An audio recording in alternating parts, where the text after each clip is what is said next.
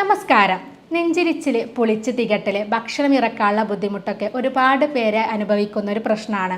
പലപ്പോഴും ഇങ്ങനെയുള്ള അവസ്ഥകൾ വരുമ്പോൾ ആളുകൾ അതത്ര കാര്യമാക്കാറില്ല. എന്നാൽ നമ്മുടെ അന്നനാളത്തിലുണ്ടാകുന്ന ക്യാൻസർ അഥവാ ഈസോഫാഗൽ ക്യാൻസറിലേക്ക് നയിക്കുന്ന രോഗങ്ങളാണിവ.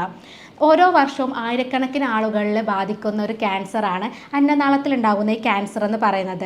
നമ്മളിതിന് നിശബ്ദ കൊലയാളി എന്നാണ് പറയുന്നത്. കാരണം പലപ്പോഴും ഈ അസുഖം മൂർച്ഛിച്ച് നമുക്ക് കൂടുതൽ ബുദ്ധിമുട്ടൊക്കെ വരുന്ന സമയത്ത് മാത്രമേ നമുക്ക് അസുഖമുള്ളത് അറിയാൻ പറ്റുള്ളൂ.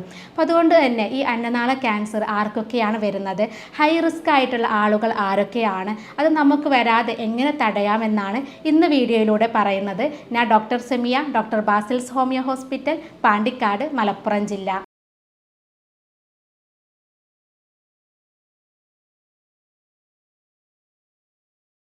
നമുക്കറിയാം, നമ്മുടെ തൊണ്ടയുടെ ഭാഗത്ത് നിന്ന് നമ്മുടെ ആമാശയത്തിലേക്ക് നീണ്ടു കിടക്കുന്ന ഭാഗമാണ് അന്നനാളം എന്ന് പറയുന്നത്. അതിന് ഫുഡ് പൈപ്പ് എന്നാണ് പറയുന്നത്. നമ്മുടെ വായിലുള്ള ഭക്ഷണം അന്നനാളത്തിലൂടെയാണ് വയറിലേക്ക് എത്തുന്നത്. ഈ അന്നനാളത്തിൽ വരുന്ന കോശങ്ങളിൽ ജനിതകപരമായിട്ട് എന്തെങ്കിലും വ്യതിയാനങ്ങൾ വരുമ്പോഴാണ് അത് ക്യാൻസറിലോട്ട് നയിക്കുന്നത്. ഇതിനെയാണ് നമ്മൾ അന്നനാള ക്യാൻസർ അല്ലെങ്കിൽ ഈസോഫാഗൽ ക്യാൻസർ എന്ന് പറയുന്നത്. അത് രണ്ട് തരത്തിൽ വരാം. നമുക്ക് അവിടെയുള്ള കോശങ്ങളിലുള്ള രണ്ട് തരത്തിൽ മാറ്റങ്ങൾ വരാറുണ്ട്. സ്ക്വാമസ് സെൽ കാർസിനോമ എന്ന് പറയും, അതുപോലെ അഡിനോ കാർസിനോമ. അങ്ങനെ രണ്ട് തരത്തിലാണ് വരാറുള്ളത്. ഈ സ്ക്വാമസ് സെൽ കാർസിനോമ കൂടുതലായിട്ട് വരുന്നത് പുക വലിക്കുന്ന ആളുകളിലാണ്. അതുപോലെ തന്നെ അമിത വണ്ണുള്ള ആളുകളിലും മദ്യം കൂടുതലായിട്ട് ഉപയോഗിക്കുന്ന ആളുകളിൽ അല്ലെങ്കിൽ നമ്മുടെ ഭക്ഷണത്തിലുള്ള മാറ്റങ്ങൾ കൊണ്ടൊക്കെയാണ് സ്ക്വാമസ് സെൽ കാർസിനോമ വരുന്നത്. എന്നാൽ അഡിനോ കാർസിനോമ എന്ന് പറയുന്നത് കൂടുതലായിട്ടും നമുക്ക് GERD, അതായത് പുളിച്ച് തികട്ടൽ, നെഞ്ചിരിച്ചൽ, ഇങ്ങനെയുള്ള സ്ഥിരമായിട്ടുള്ള അസുഖങ്ങളുള്ള ആളുകളിലാണ് അഡിനോ കാർസിനോമ വരാറുള്ളത്. കുറേ വർഷങ്ങൾക്ക് മുമ്പൊക്കെ 45 വയസ്സിന് മുകളിലുള്ള ആളുകളിൽ വ്യാപകമായിട്ട് കാണുന്ന ഒരു ക്യാൻസർ ആയിരുന്നു ഈ അന്നനാള ക്യാൻസർ എന്ന് പറയുന്നത്. എന്നാൽ ഈ ഒരു 10 വർഷത്തിനിടയിൽ ഇന്ത്യയിൽ അന്നനാള ക്യാൻസർ കൂടുതലായിട്ട് കണ്ടുവരുന്നത്, കൂടുതലായിട്ടും വരുന്നത് യുവാക്കളിലാണ്. ഒരു 28-29 വയസ്സ് പ്രായമുള്ള യുവാക്കളിലാണ് കൂടുതലായിട്ടും ഈ അന്നനാള ക്യാൻസർ വരുന്നത്. അതിനുള്ളൊരു പ്രധാന കാരണം എന്ന് പറയുന്നത് പുകയിലയുടെ ഉപയോഗം, അതുപോലെ പുകവലി ശീലങ്ങളാണ്. പുകവലി എന്ന് പറയുമ്പോൾ നമുക്ക് കൂടുതൽ അതിൽ നിക്കോട്ടിൻ അടങ്ങിയത് കാരണം തന്നെ അത് നമ്മുടെ അന്നനാളത്തിൽ ഉണ്ടാകുന്ന കോശങ്ങളിൽ കൂടുതലായിട്ട് ജനിതകപരമായിട്ടുള്ള വ്യതിയാനങ്ങൾ ഉണ്ടാക്കുകയും ഇത് ക്യാൻസറിലോട്ട് നയിക്കുകയും ചെയ്യും. അതുപോലെ തന്നെയാണ് മദ്യം ഉപയോഗിക്കുന്ന ആളുകളിലും സംഭവിക്കുന്നത്. അതുപോലെ അമിത വണ്ണമുള്ള ആളുകളിൽ കൂടുതലായിട്ട് ഈ നെഞ്ചിരിച്ചിൽ, പൊളിച്ച് തികട്ടൽ, ഇങ്ങനെയുള്ള ബുദ്ധിമുട്ടുകളൊക്കെ വരാനുള്ള സാധ്യതയുണ്ട്. ഇങ്ങനെ വന്നു കഴിഞ്ഞിട്ടുണ്ടെങ്കിലും അത് ക്യാൻസറിലോട്ട് നയിക്കാറുണ്ട്. പല ആളുകളും ഇങ്ങനെ അന്നനാള ക്യാൻസർ വന്ന ആളുകൾ പറയാറുണ്ട്, ഡോക്ടറെ സ്മോക്കിംഗ് ഇല്ല, അതുപോലെ മദ്യം കഴിക്കുന്നില്ല, എന്നിട്ടും എങ്ങനെയാണ് ഇങ്ങനെയുള്ള അസുഖങ്ങൾ വരുന്നതെന്ന് ചോദിക്കാറുണ്ട്. നമുക്ക് സ്ഥിരമായിട്ട് ഇങ്ങനെയുള്ള ആളുകളിൽ കാലങ്ങളായിട്ട് ചിലപ്പോൾ GERD എന്ന് പറയുന്ന ഒരു അസുഖം ഉണ്ടായിരിക്കാം. അതായത് ഗ്യാസ്ട്രോ ഈസോഫാഗൽ റിഫ്ലക്സ് ഡിസീസ്. പലപ്പോഴും ആളുകൾ ഇത് അത്ര കാര്യമാക്കാറില്ല. സ്ഥിരമായിട്ട് നെഞ്ചിരിച്ചിൽ വരിക, പുകിളിച്ച് തികട്ടൽ വരിക, ഏമ്പക്കം വരിക, ഇങ്ങനെയുള്ള ലക്ഷണങ്ങളൊക്കെ ഉണ്ടെങ്കിലും പലപ്പോഴും അത് ശ്രദ്ധിക്കാതെ പോകുമ്പോഴാണ് ഇത്തരം രോഗങ്ങൾ അത് അന്നനാള ക്യാൻസറിലോട്ട് നയിക്കുന്നത്. GERD എന്ന് പറയുന്നത് നമ്മുടെ അന്നനാളത്തിൻ്റെയും അതുപോലെ വയറിൻ്റെ ഇടയിലായിട്ട് കുറച്ച് പേശികളുണ്ട്, വാൽവുകളുണ്ട്. ഈ വാൽവുകൾ തുറക്കുമ്പോഴാണ് നമ്മുടെ ഫുഡ് അന്നനാളത്തിൽ നിന്ന് വയറിലോട്ട് എത്തുന്നത്. അതുപോലെ അത് തുറക്കും ക്ലോസ് ചെയ്യുമ്പോഴാണ് നമുക്ക് ഈ ഫുഡ് പുറത്തേക്ക് പോകുന്നതും അത് മുകളിലോട്ട് കയറാതെ അതിനെ തടഞ്ഞു നിർത്തുന്നതും ഈ വാൽവുകളാണ്. എന്നാൽ ഈ വാൽവുകൾക്ക് എന്തെങ്കിലും ബലക്കുറവോ അല്ലെങ്കിൽ എന്തെങ്കിലും അസുഖങ്ങളൊക്കെ വന്നു കഴിഞ്ഞിട്ടുണ്ടെങ്കിൽ നമ്മൾ ദഹിക്കാത്ത ഫുഡ് മുകളിലോട്ട് കയറാനുള്ള സാധ്യതയുണ്ട്.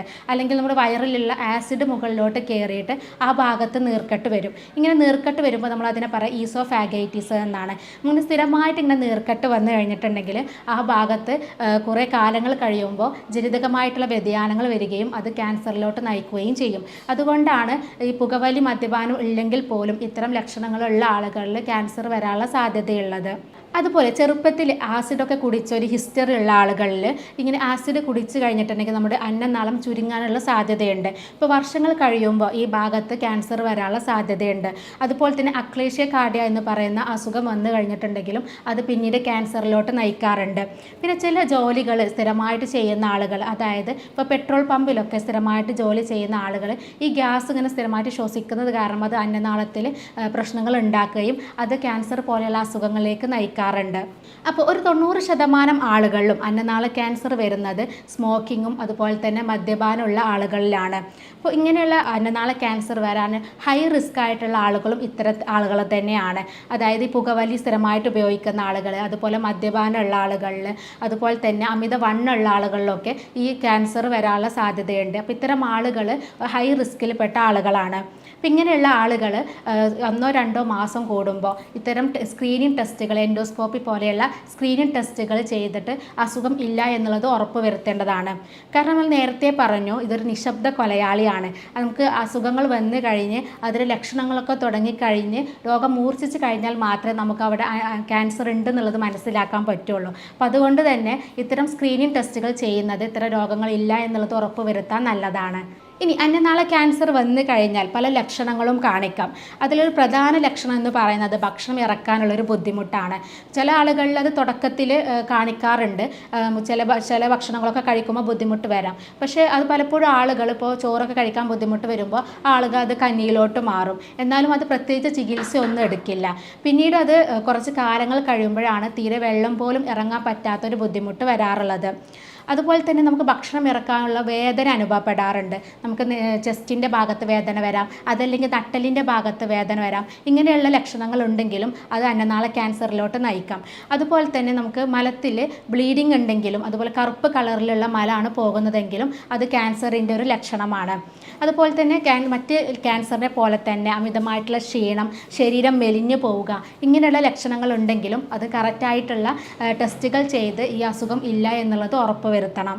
ഈ അന്നനാള ക്യാൻസർ എന്ന് പറയുന്നത് വളരെ ഡേഞ്ചർ ആയിട്ടുള്ളൊരു ക്യാൻസറാണ്. കാരണം ആ ഭാഗത്താണ് പ്രധാനപ്പെട്ട കുറേ അവയവങ്ങളുള്ളത്. ആ ഭാഗത്തോട്ട് ഈ ക്യാൻസർ പകരാനുള്ള സാധ്യത വളരെ കൂടുതലാണ്. ഇപ്പോൾ നമ്മുടെ അന്നനാളത്തിൽ ക്യാൻസർ വന്നു കഴിഞ്ഞാൽ, മുഴകൾ എന്തെങ്കിലും വന്നു കഴിഞ്ഞാൽ ആ ഭാഗത്ത് പോകുന്ന നെർവ്സിന്, നമ്മൾ സൗണ്ടിൻ്റെയൊക്കെ നരമ്പുകൾക്ക് പ്രഷർ വന്നു കഴിഞ്ഞിട്ടുണ്ടെങ്കിൽ നമുക്ക് സൗണ്ട് അടപ്പ് വരാനുള്ള സാധ്യതയുണ്ട്. അതുപോലെ തന്നെ സ്ഥിരമായിട്ട് നമുക്ക് എത്ര ട്രീറ്റ്മെൻറ്റ് എടുത്തിട്ടും ചുമയൊന്നും മാറുന്നില്ലെങ്കിൽ അത് ചിലപ്പോൾ ഇതുപോലെയുള്ള ക്യാൻസറിൻ്റെ ലക്ഷണങ്ങളായിരിക്കാം. അതുപോലെ ദീർഘകാലം നീണ്ടു നിൽക്കുന്ന ദഹന പ്രശ്നങ്ങൾ, നെഞ്ചിരിച്ചിൽ, പുളിച്ച് തികട്ടൽ, വയറിന് എരിച്ചിൽ, നെഞ്ചിരിച്ചിൽ, ഇങ്ങനെയുള്ള ബുദ്ധിമുട്ടുകൾ സ്ഥിരമായിട്ടുള്ള ആളുകളാണെങ്കിൽ പ്രത്യേകിച്ച് ട്രീറ്റ്മെൻ്റ് ഒക്കെ എടുത്തിട്ടും കറക്റ്റായിട്ട് ചികിത്സ എടുത്തിട്ടും ഇത് ക്ലിയർ ആവുന്നില്ലെങ്കിൽ തീർച്ചയായിട്ടും ഒരു എൻഡോസ്കോപ്പി എടുത്തിട്ട് അത് അസുഖം ഇല്ല എന്നുള്ളത് ഉറപ്പ് വരുത്തണം. ഇനി അന്നനാള ക്യാൻസർ വരാതിരിക്കാൻ വേണ്ടിയിട്ട് ശ്രദ്ധിക്കാനുള്ള കുറച്ച് കാര്യങ്ങൾ പറഞ്ഞു തരാം. ഇപ്പോൾ നേരത്തെ പറഞ്ഞു, നമ്മൾ കുറച്ച് ആളുകൾ ഹൈ റിസ്കിലുള്ള ആളുകളാണ്. അപ്പോൾ അതായത് പുകവലി ശീലമുള്ള ആളുകൾ, സ്ഥിരമായിട്ട് പുകവലിക്കുന്ന ആളുകൾ ഇത് വരാനുള്ള സാധ്യത വളരെ കൂടുതലാണ്. അപ്പോൾ അത്തരം ആളുകൾ പുകവലി പൂർണ്ണമായിട്ട് തന്നെ നിർത്തുക. ഇങ്ങനെ പൂർണ്ണമായിട്ട് നിർത്തി കഴിഞ്ഞാൽ തന്നെ 50% അതിന് റിസ്ക് കുറഞ്ഞു വരും. അതുപോലെ തന്നെ മദ്യപാന ശീലമുള്ള ആളുകളാണെങ്കിൽ അത് പൂർണ്ണമായിട്ട് തന്നെ ഒഴിവാക്കുക.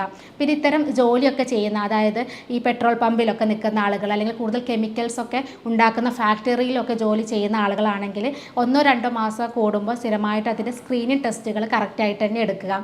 അതുപോലെ സ്ഥിരമായിട്ട് GERD എന്ന അസുഖം, അതായത് ഗ്യാസ്ട്രോ ഈസോഫാഗൽ റിഫ്ലക്സ് ഡിസീസ് ഉള്ള ആളുകളാണെങ്കിൽ ആ ഭാഗത്ത് നമുക്ക് നെഞ്ചിരിച്ചിലും അതുപോലെ നീർക്കെട്ടൊക്കെ വരാനുള്ള സാധ്യതയുണ്ട്. അപ്പോൾ അതുകൊണ്ട് തന്നെ അങ്ങനെയുള്ള ആളുകൾ എൻഡോസ്കോപ്പി എടുത്തിട്ട് എന്താണ് അസുഖം എന്നുള്ളത് ഡയഗ്നോസ് ചെയ്യുക. ഇനി ആ ഭാഗത്ത് എന്തെങ്കിലും തടിപ്പോ കാര്യങ്ങളൊക്കെ ഉണ്ടെങ്കിൽ അത് ബയോപ്സി ചെയ്ത് അത് അന്നനാള ക്യാൻസർ അല്ല എന്നുള്ളത് ഉറപ്പ് വരുത്തണം. അതുപോലെ നമ്മൾ വീട്ടിൽ തന്നെ ഉണ്ടാക്കുന്ന പച്ചക്കറികൾ ഉപയോഗിക്കുന്നതാണ് ഏറ്റവും നല്ലത്. നമ്മൾ ജൈവവളം ഉപയോഗിച്ചിട്ടുള്ള പച്ചക്കറികൾ കഴിക്കുന്നത് നമുക്ക് റിസ്ക് കുറക്കാൻ വേണ്ടിയിട്ട് സഹായിക്കും. അപ്പോൾ ഇത്തരം കാര്യങ്ങളൊക്കെ ശ്രദ്ധിച്ചു കഴിഞ്ഞാൽ അന്നനാള ക്യാൻസർ വരാതിരിക്കാൻ വേണ്ടിയിട്ട് നമുക്ക് ശ്രദ്ധിക്കാം. അതുപോലെ നെഞ്ചിരിച്ചിൽ, പുളിച്ച് തികട്ടൽ, ഇങ്ങനെയുള്ള ലക്ഷണങ്ങളൊക്കെ സ്ഥിരമായിട്ട് വരുന്നുണ്ടെങ്കിൽ തീർച്ചയായിട്ടും ഡോക്ടറെ കാണിച്ച് കറക്റ്റായിട്ടുള്ള ചികിത്സ എടുക്കുക.